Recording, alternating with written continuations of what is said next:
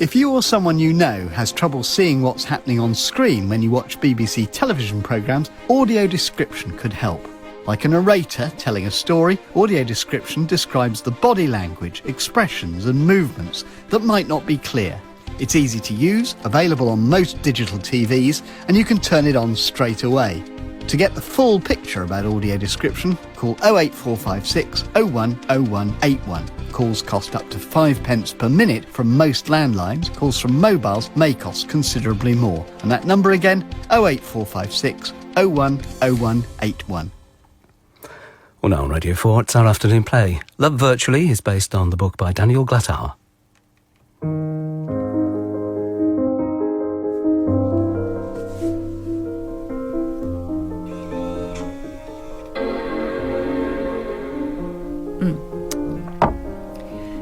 January 2010, 10:19 a.m. to words@light.com. Subject: cancelling my subscription. I would like to cancel my subscription to your magazine. Can I do so by email? Best wishes, E. Rothner. 2nd of February 2010, 11:52 a.m. Subject: cancelling my subscription. I still want to cancel. I look forward to hearing from you. Best wishes, E. Rothner. 5th of March 2010, 9:53 a.m. to words@like.com.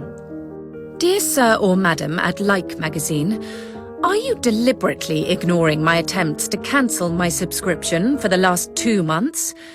I regret to inform you that I'm not going to pay another cent. Ms. E. Rothner.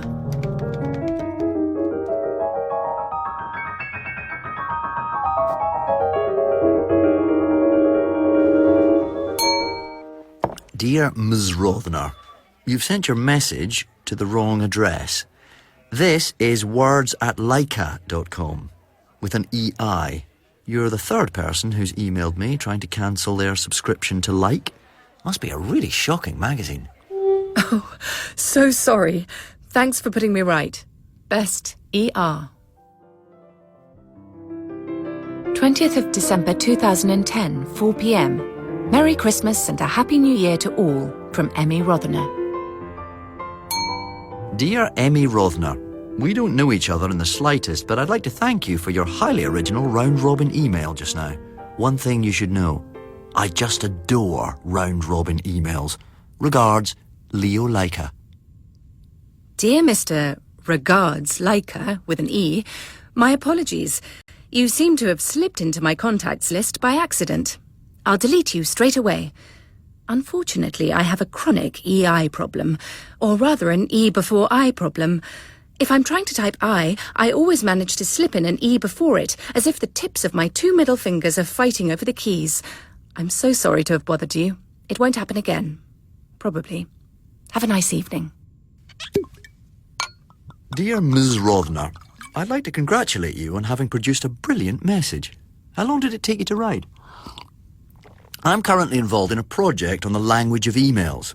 Am I right in thinking it took you no longer than 20 seconds? Ah, you work professionally with emails. Sounds fascinating. Do you by any chance have a website? If not, would you like one? That's my job, designing websites. Oh, and so far this message has only taken me 10 seconds to write. I've been timing it. Now I've got a question for you. Why did you assume that my E before I email took only 20 seconds? Dear unknown Ms. Rothner, I'll have to answer you another time. I'm going to turn off my computer now. Good night. Yours, Leo Leica. 10th of January 2011, 9:30 a.m. Subject, assumptions.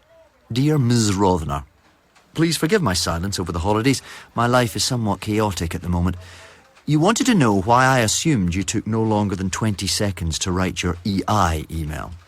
Well, it seems to me that you are a fast talker and typist, a bubbly individual. Your emails are breathless, zippy, and I can't detect any pauses. But if you're telling me that it took you maybe 3 minutes to write that EI email, I must be wrong. Thank you in any case for your refreshing manner. And if you happen to err into my inbox again, I'd be delighted. Dear Mr. Leica, I was just irritated that you presumed I was someone who simply dashes off emails. It's true, of course, but you had no right to know it. You obviously know a lot about emailing. Are you a professor? Best regards, Emmy Bubbly Rothner. 5th of February 2011, 10 a.m. Subject, hello. Hello, Mr. Leica. You never answered my question of 3 weeks ago. Anyway, I just wanted to tell you that after a year of trying, my subscription to Like magazine has finally been cancelled. I still don't know whether you're a professor, and Google's never heard of you. Best regards, Emmy Rothner. Dear Ms. Rothner, I'm so glad you've written again. Did you really Google me? As it happens, I'm not a professor. I'm a university assistant in language psychology. Maybe I'm writing like someone older at the moment, and I suspect you're writing like someone younger than you are. As it happens, we're currently working on a study looking at the influence of email on our linguistic behaviour. This is why I tend to talk shop, but in future I promise to restrain myself. All the best, Leo. Dear Mr. Language Psychologist, which part of the email you just sent me do you think I found most interesting? So much so that I urgently need to ask you about it. All the best, Emmy Rothner. Dear Emmy Rothner. OK, I guess that you're most interested in my observation that you write like somebody younger than you are. Now you're forced to ask yourself, what makes him think that? And then, how old does he actually think I am? Am I right? How old is my writing? How old am I? And why? If you manage to solve this puzzle, you can tell me what my shoe size is too. All the best, Emmy. P.S. I'm enjoying this. I really have to get on and finish some work here, but I would say you write like a 30-year-old, but you're really around 40. A 30-year-old doesn't subscribe to Like magazine, but you work with websites, so you could be even younger than 30. Except that nobody younger than 30 would send a mass email to clients wishing them Merry Christmas. And finally, your name is Emmy, short for Emma. 30-year-olds aren't called Emma. I know 3 Emmas, and they're all over 40. Emmys are younger. In short, my dear Emmy Rothner, you write as if you were 30, but in fact you are 42. Am I right? Your shoe size is 6. You're petite, bubbly, and have short, dark hair. Am I right? Have a good evening. Leo Leica. Dear Ms. Rothner, you've gone silent. Have I offended you? I have a hazy picture of you, and I tried to convey this to you in yesterday's email. I really didn't mean to offend you. Best wishes, Leo Leica. 6th of February 2011, 10 a.m. Subject, getting to know each other. Dear Leo, I thoroughly enjoyed your emails yesterday, and I'm not offended in the least. I would just say that the Like magazine subscription was a present for my mother. So what now? Am I younger than I write? I'm going to have to leave you to ponder this. I'm afraid I've got an appointment. What can it be? Confirmation class? Ballet lesson? Manicure? You decide. Have a nice day, Leo. Emmy. P.S. You aren't so off with the shoe size. I'm a 5. Emmy, so sorry I haven't replied for a few days. In my defence, I have actually written to you every day. I just haven't sent the emails. I've reached an awkward stage in our correspondence, you see. This Emmy with the size 5 shoes, is beginning to interest me more than she ought to. I think it's wise to work on the assumption we will never meet in person, and I don't want our correspondence to sink to the level of Lonely Hearts banter. All the best, Leo. Nothing seems to make sense. What I think you're saying is, 1, you write me emails and don't send them. 2, you're gradually getting more interested in me. What does that mean? 3, you don't seem to want to know what I look like, as you think it's wise that we'll never meet. I envy your devotion to wisdom. 4, you don't want banter. So what do you want? Good night, Emmy. Morning, Emmy. Thank you for your questions. Has it occurred to you that we know absolutely nothing about each other? We've yet to say anything about our everyday lives, about the things that are important to us. And thanks to some crummy local magazine, we know we live in the same city. But what else? We share a hobby. We're both interested in a complete stranger. Brilliant. In fact, I'm very interested in you, Emmy. I don't know why. Do you want me to keep writing to you? I'd be grateful for a straight answer. My very best wishes, Leo. That was a long one. You must be having a day off. Or does this count as work? Leo, I want you to keep sending me emails, if you don't mind. And if that is not clear enough, I'll say it again. Yes, please, more emails from Leo. More emails from Leo. All the very, very best, Emmy. 13th of February 2011, 10:45 p.m. Subject, me. Do you know what, dear Emmy? I have decided to tell you something about my life. Here goes. Her name was Marlena. Once upon a time, I would have written, her name is Marlena. A few months ago, she found somebody else. A pilot for a Spanish airline. I mean, can you believe it? When I found out, I was suddenly sure that Marlena was the one, and I had to avoid losing her. I did everything I could for an entire week, and she was actually on the verge of giving me one last chance. Christmas in Paris. I was planning to propose to her there. The afternoon before our departure, I got a sickening email from her. Leo, it won't work. I can't do it. Paris would just be another lie. Forgive me. I wrote back right away, begging her to give me one last chance, begging her to come to Paris, please. Then I waited. Hours and hours. I set myself a deadline of 9 p.m. If she had not emailed me by then, our last chance would be gone. It was 8:57. And then, suddenly, a message. I opened it. And what did I find? Merry Christmas and a Happy New Year from Emmy Rothner. There you go. Have a nice evening, Leo. Dear Leo, what a great story. I'm rather proud to have played such a fateful cameo role. Now, do you mind if I get a bit tough with you? You seem to be a man who's only interested in a woman at the beginning and at the end of things, when he's just about to lose her for good. Am I right? You'd be prepared to saunter up the aisle just to get a Spanish pilot out of your girlfriend's bed. That testifies to some lack of respect for the marriage vows. You've been married before, am I right? Do you want me to go on writing? Have a good day, Emmy.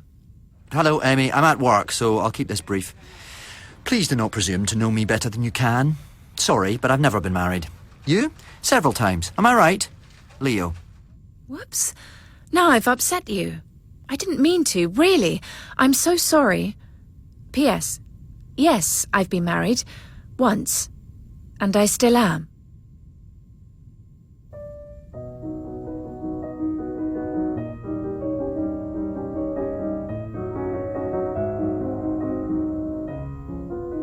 "23rd of February 2011, 10:08 p.m. Subject: Hello? Dear Leo, hello? Leo, it's been a whole week. Are you there? Are you still upset? Have you lost interest in me because I'm spoken for? You could at least be man enough to tell me. Best wishes, Emmy." 26th of February 2011, 7:03 a.m. Subject: 3 days later and no reply. Arsehole. March the 1st, 2011, 8:16 p.m. Subject: a lovely message from Emmy. Hello, Emmy. I just got home after an exhausting conference in Bucharest. Thanks for the warm welcome. I'd never intended to get to know you more than this electronic correspondence could allow. Neither have I ever wanted to know what you look like, so it makes no difference to me if the real Emmy is married. But here's one thing I don't understand. Why is a married woman so keen to correspond with an unknown, sometimes grumpy professor type who's damaged by relationships? And what, for that matter, does your husband make of it? Sorry about the arsehole, but it had to be said. If you would allow me to be the tiniest bit provocative, my dear Mr. Language Psychologist, the fantasy Emmy that you're creating can't possibly hold a candle to the real Emmy Rothner. Oh, Leo, I've got a bit of a crush on you. I like you, and I just can't understand why you don't want to know what I look like. I have to say, I wouldn't mind knowing what you look like. As for my husband, Bernard and I have a fantastic, harmonious relationship, and 2 children, not my own. Fiona is 16, Jonas is 11, and Bernard is considerably older than me. We don't really keep secrets from each other. I told him I've been emailing with a nice language psychologist, and he just asked me if I wanted to meet you. I said no. Then he said, "So what's it all about?" And I said, "Nothing." And he said, "I see." And that was it. I don't want to talk about my family any further, okay? So, over to you. What do you look like? Tell me, please. 3rd of March 2011, 9:15 a.m. Subject, an experiment. Dear Emmy, so, you're dead set on knowing what I look like. Okay. I propose a game. I bet that out of, let's say, 20 women, I could identify the one and only Emmy Rothner, whereas you'd never guess the real Leo among the same number of men. Do you fancy having a go at this experiment? Have a nice morning. Are you kidding? Definitely. Let's do it. So how should we proceed? Shall we send each other 20 photos with one of ourselves amongst them? I suggest we meet in person without knowing it. That is, we should stay in a crowd. We could go to the Café Hubert, that big place in town. There's always a very mixed crowd in there. We could choose a window of, say, 2 hours, perhaps on a Sunday afternoon, when we both have to be there to try and work each other out. What do you think? Dear Leo, I can't concentrate on my work today with your experiment in mind. But there's just one problem. I'm worried that we won't like the way we look. Will that be the end of our journey? I'd rather remain anonymous and get emails from you for the rest of my life. Kiss, Emmy. I'm not worried about our meeting. You will recognise me. And I've got such a clear picture of you that it needs only to be confirmed. A kiss from me too, Leo. Next Sunday, between 3 and 5 p.m. at the Café Hubert. I'll be there. And P.S., I think we should have an email embargo until then, okay? Until Sunday then. Yours, Leo.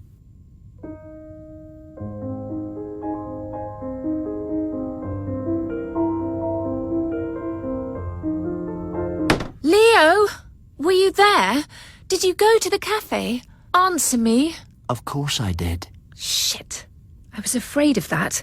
Every man who could have conceivably been you was a total no-no. To look at, I mean. Seriously, were you really there today? Not hidden away in the loos or watching from across the road, but actually in the cafe? Tell me you weren't that stocky fellow at the bar with all-over body hair that looked like a Brillo pad. Emmy, not offending people is not one of your strengths, you know. It's clear that looks are your highest priority. Let me reassure you that the hairy beast at the bar was not me. But go on. Who else might I have been? And if I'm one of the no-nos, does that signal the end of our emails? No, Leo.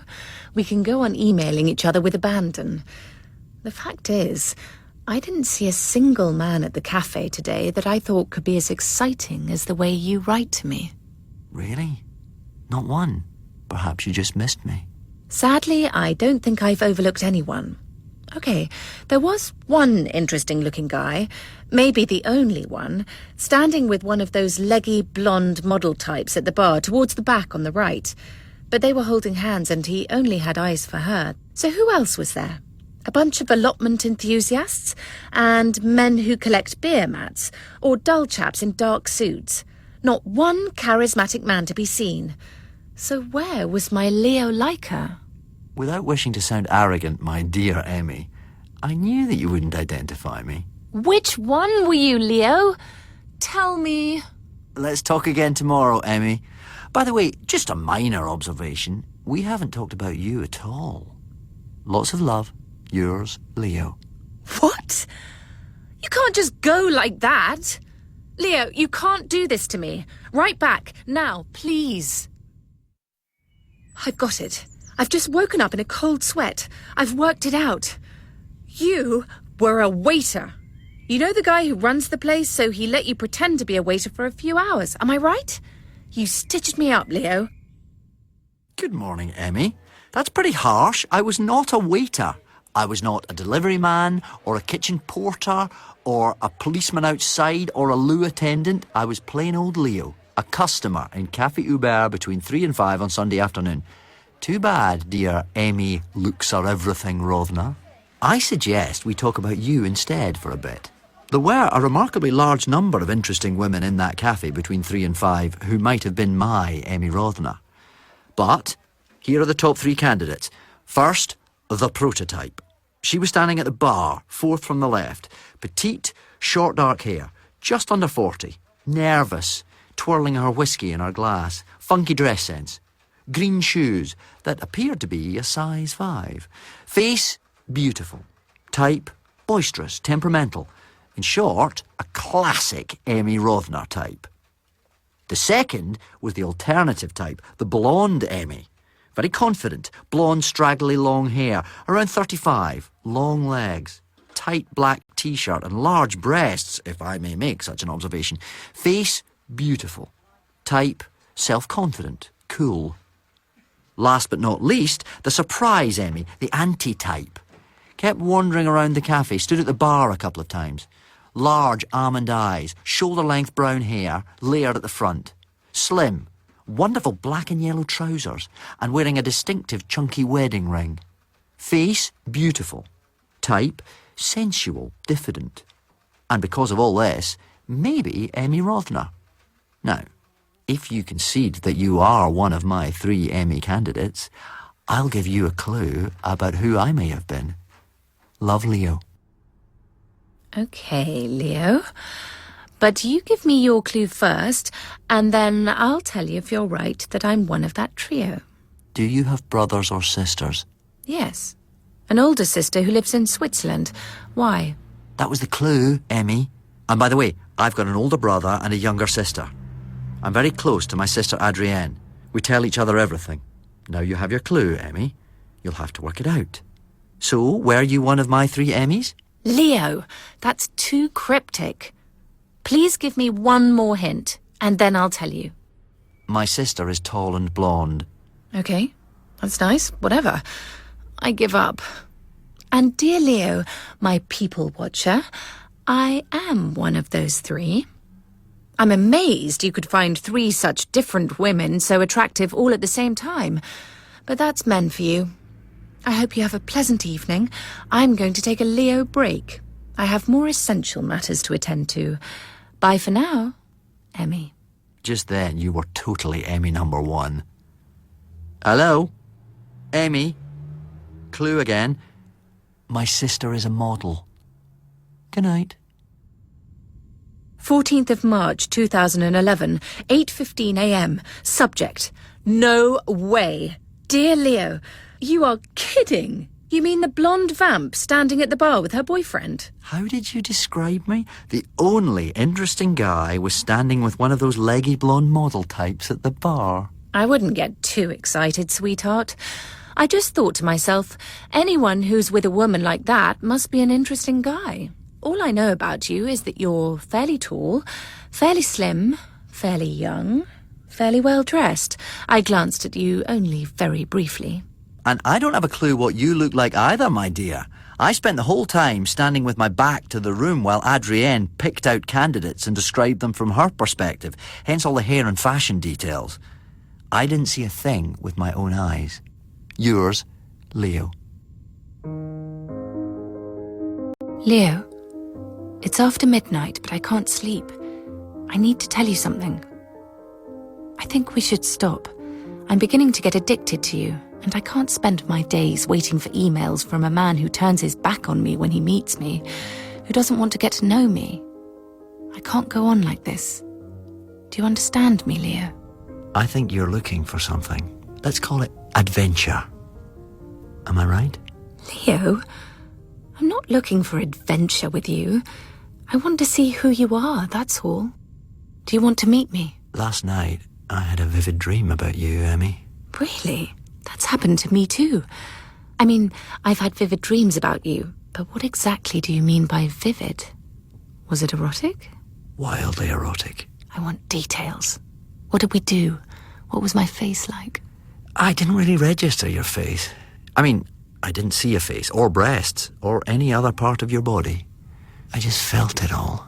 If you didn't see me, how can you tell that I was the woman you were blindly groping? Because there's only one woman who expresses herself like you do. And that's you. Leo, let's meet up. Bernard's taken the children on a walking holiday this week. Let's not miss out on this opportunity, please. What have we got to lose? 15th of March 2011, 10:03 p.m. Subject, what we could lose. 1, you. 2, me. 3, us. Good night, Emmy. I'm sorry I am how I am. Night, Leo. Dream of me, and perhaps take a look at me while you're at it. 21st of March 2011, 7:53 a.m. Subject, you. Dear Leo, I haven't heard from you in nearly a week. I'm beginning to get worried about you. Or if this is what you call tactics, pretty rubbish, I must say. I'm not writing to you anymore. See ya, Emmy. 2nd of April 2011, 9:56 a.m. Subject, let's meet. Emmy, do you still want to? When? Today? Tomorrow? Day after tomorrow? Hark at him. Back from the dead, eh?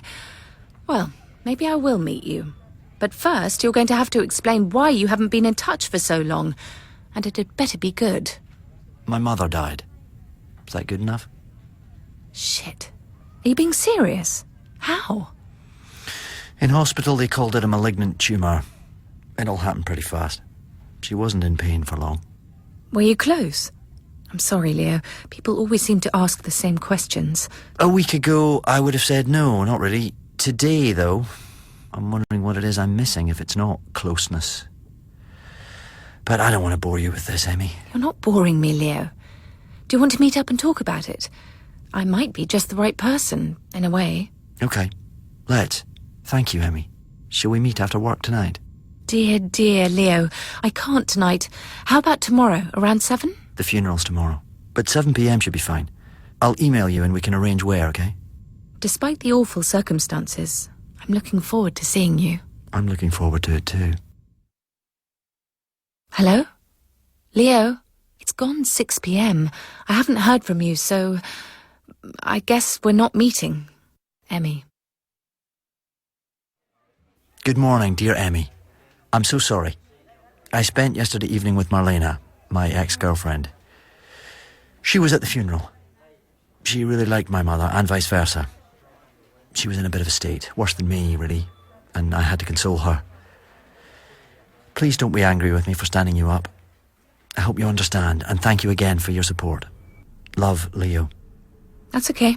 Best wishes, E. Emmy, have I seriously offended you? No, not at all. Sorry, just really busy. I don't believe you. I know you, Emmy. The very idea I might have offended you is giving me a bad conscience. Don't beat about the bush, Leo. Have you got something going on with Marlena again? Did you manage to console her? Oh, so that's it. Leo dares to meet up with his ex-girlfriend at his mother's funeral, right? Well, I admit to you that 6 hours after having buried my mother, I did come within a hair's breadth of sleeping with my ex-girlfriend. I hope you're suitably shocked. Now, I have to do some actual work here. Have a nice day.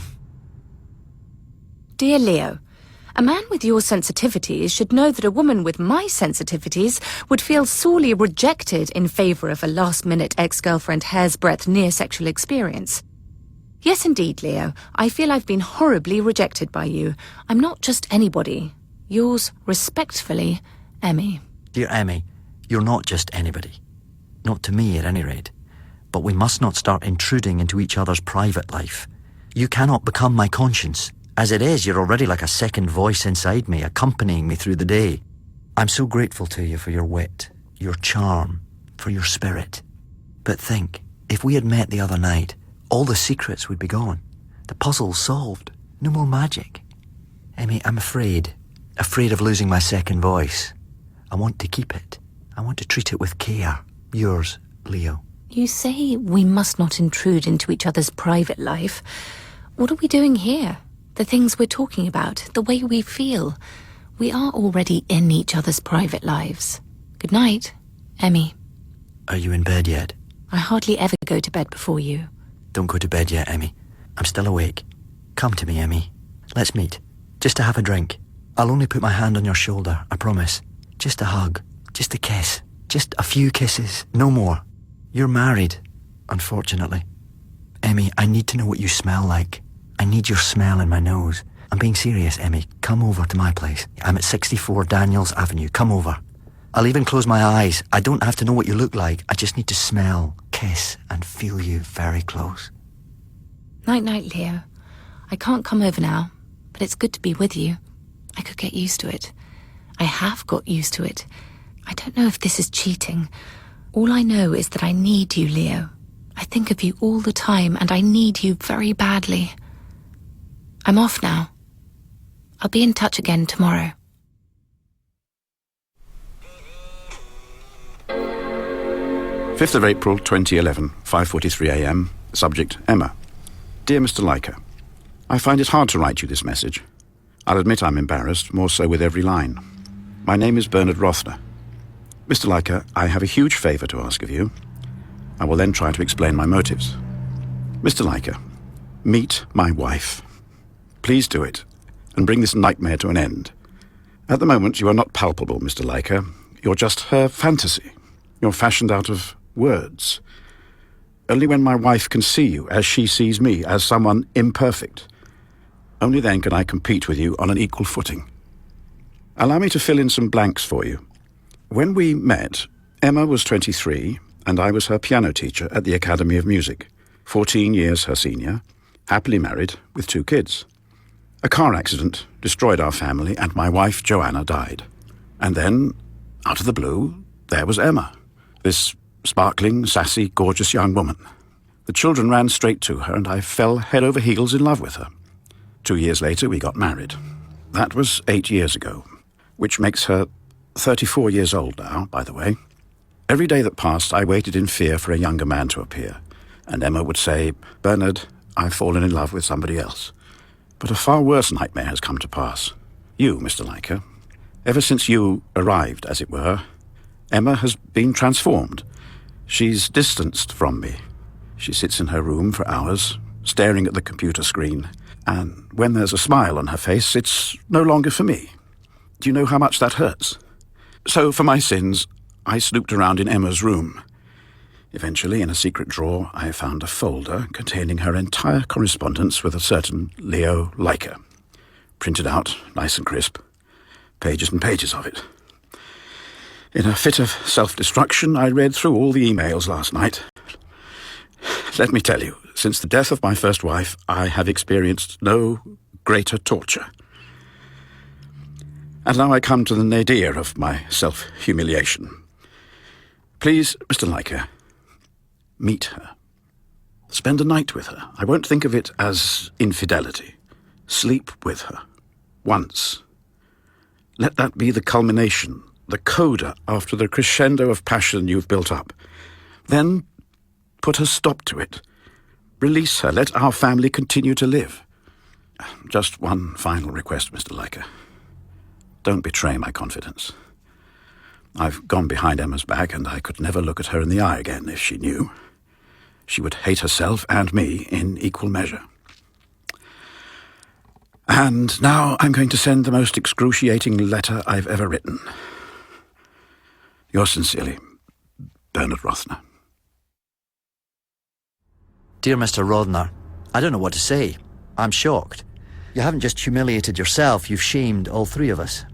I need to think. I'm going to draw back for a while. I can't promise you anything. Regards, Leo Leica. Leo? Where are you? I haven't heard from you all day. Leo? Oh, you have no idea how close I was to coming over last night. Closer than I've ever been. Why don't you write to me? Should I be worried? Leo, 2 days. It's been 2 days. Leo, what's wrong? Please, please write to me. Your Emmy.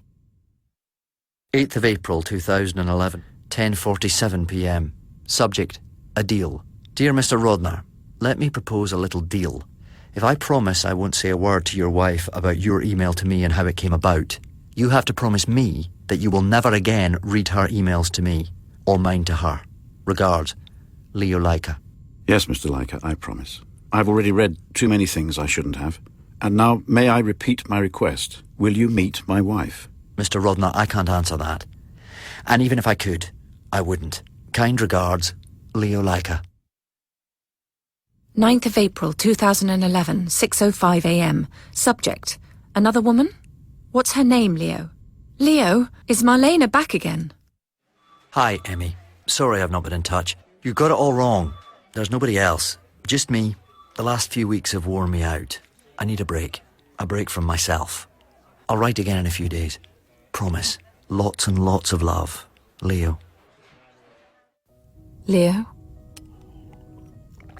I know you're not there. You're having a break from yourself.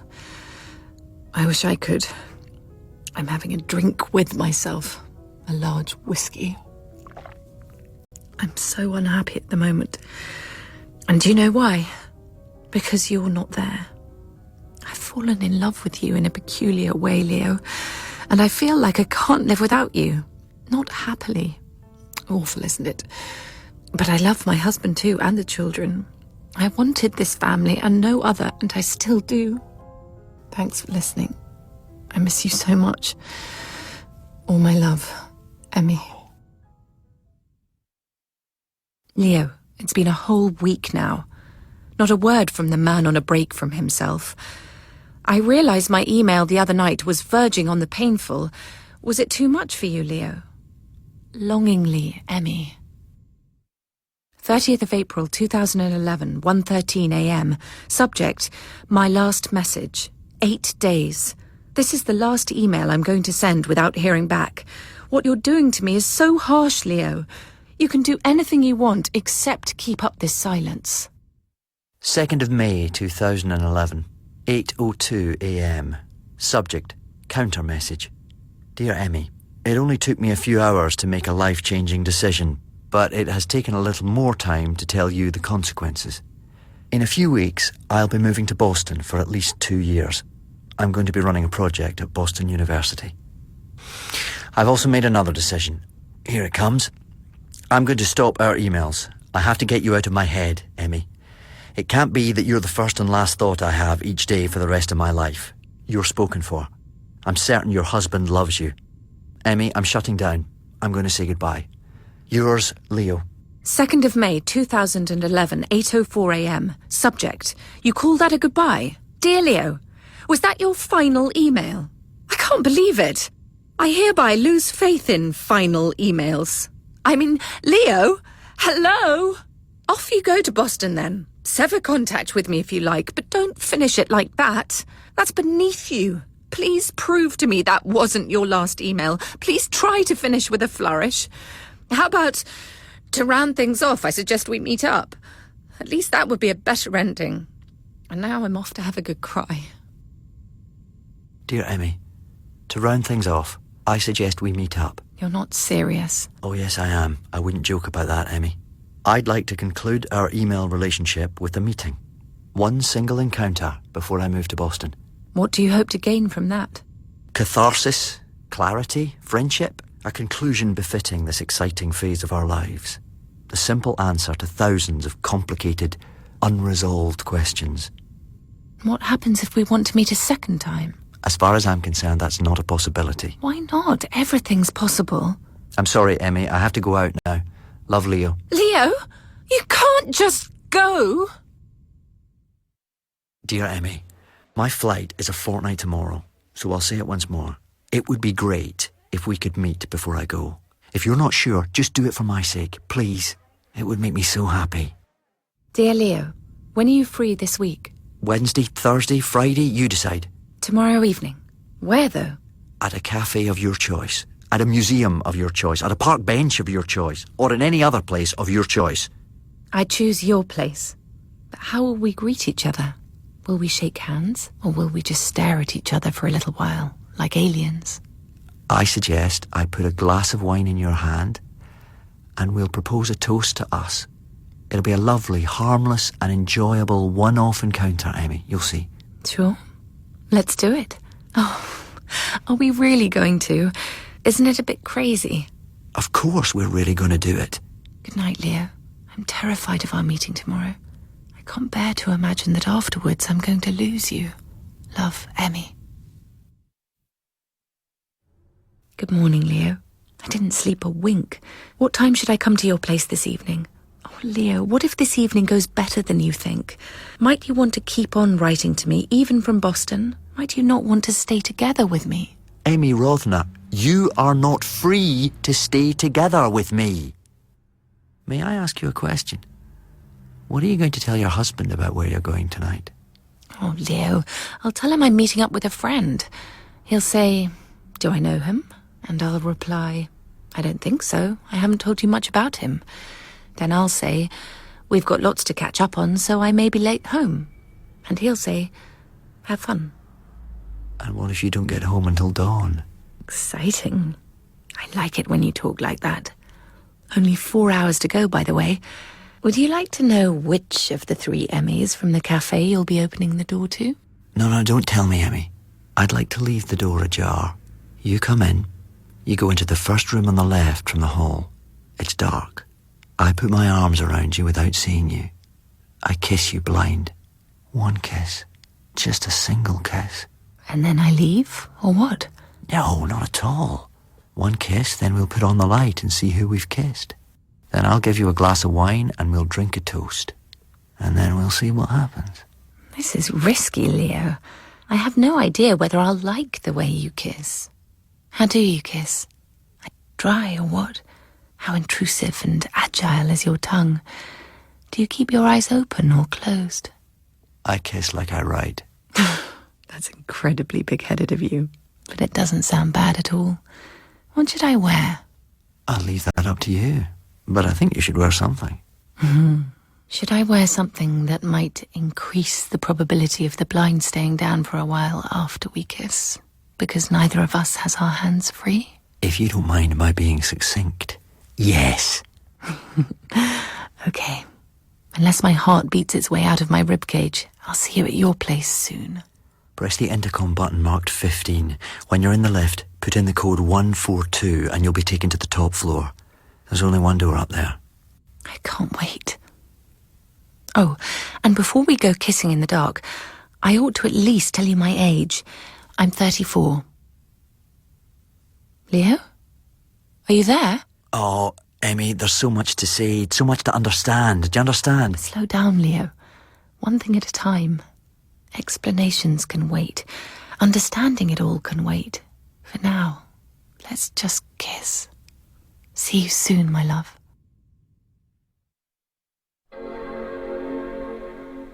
Dear Leo, I know it's unforgivable. Your silence is evidence of that. You're not even asking me why. It was all because of 1 letter. 1 letter in a place where it shouldn't have been at the last minute. Do you remember, Leo? You asked me what I would tell Bernard about my evening. I was at the door as I said my exit line. We've got lots to catch up on, so I might be late home. And I thought he'd reply, "Have fun." And he did. But then he paused. And then it came. Just a murmur, no more. He called me Emmy. "Have fun, Emmy," he said quietly. He always calls me Emma, nothing else. That I instead of an A, Leo, it sent shockwaves through me. It was all wrong coming from him. It was as if he was telling me, "I know you want to be Emmy. Well, be Emmy then." I wasn't able to tell you I was going to let you down. I tried, but something happened. My soul vanished from the screen. I love you, Leo.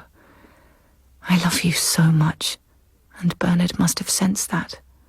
Where can we go from here? 7 May 2011. Time 7:25 a.m. This is an automatically generated delivery status notification. The recipient can no longer receive mail. All incoming mail will be deleted automatically.